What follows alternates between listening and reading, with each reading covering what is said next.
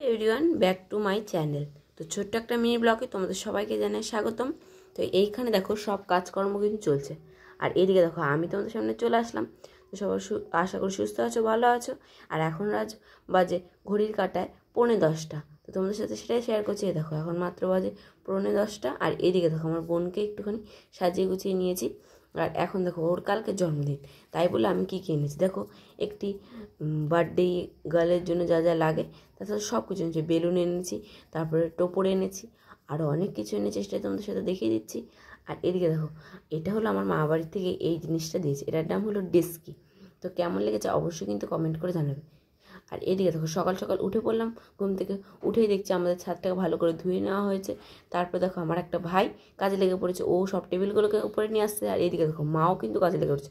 সবাই এখন কাজে একদম পুরোপুরি ফুল এনার্জি দিয়ে কাজ করছে। আর এদিকে দেখো আমি ডেকোরেশনটা করে রাধিকাকে নিয়ে কেক কাটতে চলেছিলাম। আজকের ছোট্ট মিনি ব্লগটা তোমাদের সবাইকে স্বাগত জানিয়ে টাটা বন্ধুরা, শুভ সন্ধ্যা।